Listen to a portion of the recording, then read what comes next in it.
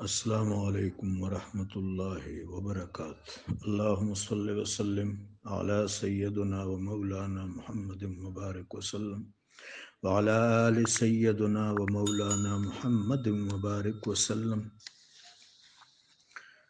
وذریت سیدنا و مولانا محمد مبارک وسلم واصدقاء سیدنا و مولانا محمد مبارک وسلم واقارب سیدنا و مولانا محمد مبارک وسلم واجداد سیدنا و مولانا محمد مبارک وسلم وامہات سیدنا و مولانا محمد مبارک وسلم وازواج سیدنا و مولانا محمد مبارک وسلم ہن امہاتنا واصحاب سیدنا و مولانا محمد مبارک وسلم واتباع سیدنا و مولانا محمد مبارک وسلم۔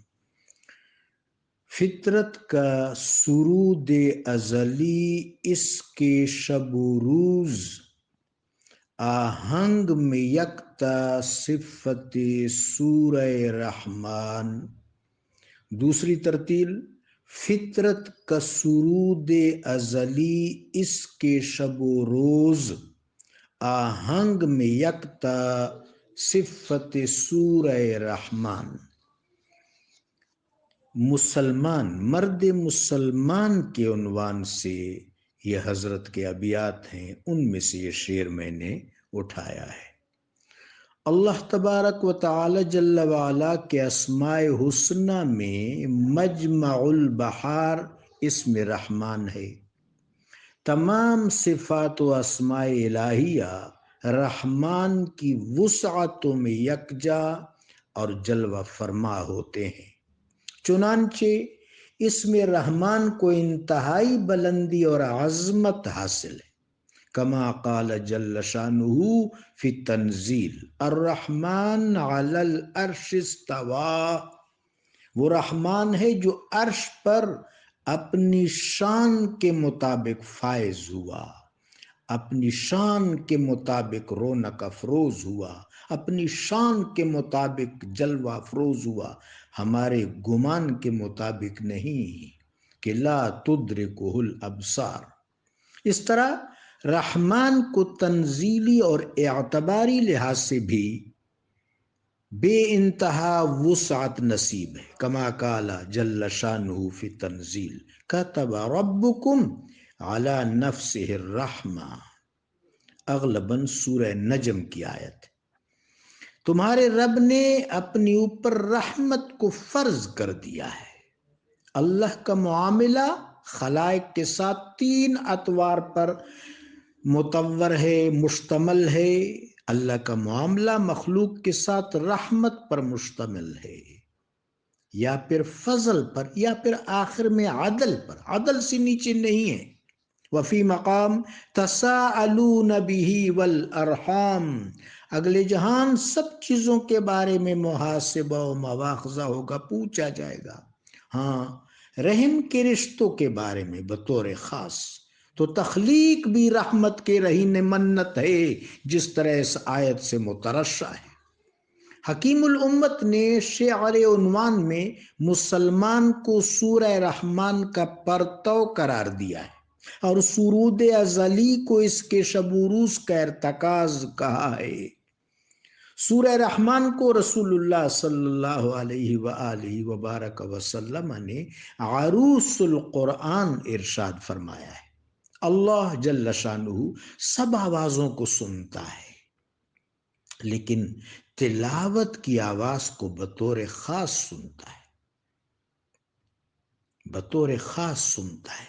اگر میں اردو محاورہ میں یہ کہوں، یہ شیخ اکبر کا قول ہے رحمہ اللہ، اس کا ترجمہ اردو میں کچھ اس طرح بنتا ہے کہ اللہ قرآن کی تلاوت کو کان لگا کر سنتا ہے۔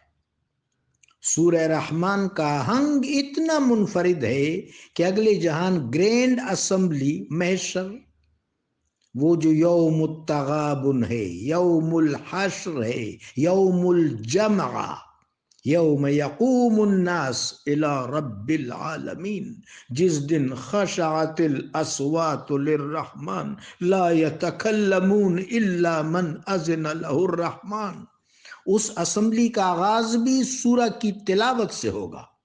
اور تلاوت کرنے والی شخصیت صاحب اعجاز و الہان و زبور و سلطان سیدنا داود علیہ الصلاۃ والسلام ہوں گے۔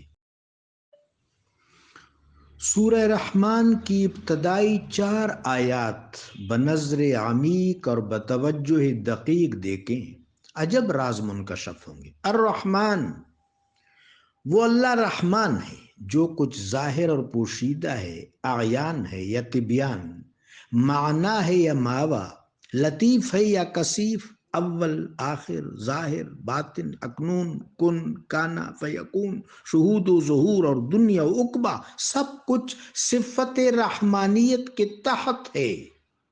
وہ کس قدر رحمان ہے، اس نے خود فرمایا الرحمن فاسأل بہ خبیرا، تمہارا رب کتنا رحمان ہے، اس کے محبوب خبیر صلی اللہ علیہ وسلم سے پوچھو۔ اگلی آیت علم القرآن، یاد رہے کہ الرحمن صرف لفظ نہیں ہے، پوری آیت الرحمن علم القرآن، اس کے فوراً بعد اللہ کا کلام آیا۔ الرحمن اس کے اسم ذات اللہ کی صفت ہے، پھر اس صفت کا ظہور عالی شان قرآن ہے۔ علم القرآن، اس رحمان کا سب سے بڑا رحم یہ ہے کہ اس نے قرآن سکھایا۔ یہ قرآن اس کا کلام ہے، یہ کلام اس نے اپنے محبوب صلی اللہ علیہ وسلم سے کیا۔ عالم فیکون کے نقطہ آغاز پر نور محمدی یعنی جوہر محمدی یعنی تعین اول سے یہ کلام کیا، تب اس کلام کو آپ صلی اللہ علیہ وآلہ وسلم کے قلب اطہر پر نازل کیا، پھر اس کی مراسلت عطا فرمائی روح الامین علیہ السلام کے ذریعے۔ یہ قرآن اللہ اور مخلوق کے درمیان حبل متین ہے، اس میں تمام علوم اجمالی طور پر جمع ہیں، تمام علوم۔ وَلَقَدْ ضَرَبْنَ فِي هَذَا الْقُرْآنِ مِنْ كُلِّ مَثَلٍ، اور تفصیلی طور پر مرموز ہیں، یہ جو حروف مقطعات ہیں ان میں مرموز ہیں، ہر صورت میں، ہر آیت میں، ہر لفظ میں مرموز ہیں۔ رسول اللہ صلی اللہ علیہ وآلہ وبارک وسلم کا ارشاد ہے خیرکم من تعلم القرآن وعلمہ۔ آپ ملاحظہ فرمائیں کہ جس صحابی سے یہ حدیث روایت ہے وہ حضرت عثمان ہے۔ آپ ذرا یہ وزن، بڑت، جڑت اور یہ جو تنظیم الفاظ ہے، یہ عروض و بہور و جڑت، بنت اور نظم الکلام اور تنظیم الالفاظ، یہ صرف و نحو کا نقطہ کمال۔ الرحمن، القرآن، الانسان، البیان، العثمان۔ جس صحابی سے یہ روایت ہے وہ اس صحابی کا نام بھی بالکل اس تنظیم الالفاظ میں آتا ہے۔ رحمان، قرآن انتہائی خوشگوار شدت، بڑی وسعت اور بلندی کے صرفیات و نحویات، یہ رحمان و قرآن دونوں۔ بدوی عرب کا شخص جب بہت پیاسا ہوتا ہے تو کہتا ہے انا عطشان، انا عطشان، یعنی وہ کہتے ہیں کہ مجھے پانی کی کس قدر طلب ہے۔ بس رحمان مطلوب و مقصود ہے، قرآن طلب و قصد ہے، اور بندہ طالب و مقتصد ہے۔ خلق الانسان، کیوں؟ اللہ نے تو سب کچھ خلق کیا، پھر انسان کا ذکر بطور خاص کیوں آیا؟ اس لیے کہ باقی تمام مخلوقات خدمات ہیں، انسان مخدوم ہے اور مرتبہ جامعہ پر ہے، اور یہ قرآن کا مخاطب ہے، مخاطب، اس سے قرآن خطاب کر رہا ہے، اس کی تخلیق مقصد خلقت ہے۔ علمہ البیان، یہ ان 4 آیات میں آخری آیت، الرحمن علم القرآن خلق الانسان علمہ البیان۔ صوت، آواز، صلاۃ، دعا، تسبیح تمام مخلوقات کو رب جلیل نے سکھائی۔ کل قد علم صلاتہ و تسبیحہ، لیکن بیان صرف انسان کو عطا فرمایا۔ بیان کا نقطہ عروج قرآن ہے۔ ھذا بیان للناس وہدی وموعظۃ للمتقین۔ اس بیان عظیم کی تبیان کا حق رسول کریم کو حاصل ہے۔ واضح ہوا کہ مسلمان سرود ازلی کا حامل ہونا چاہیے، اس کی فطرت کا تقاضا یہی ہے۔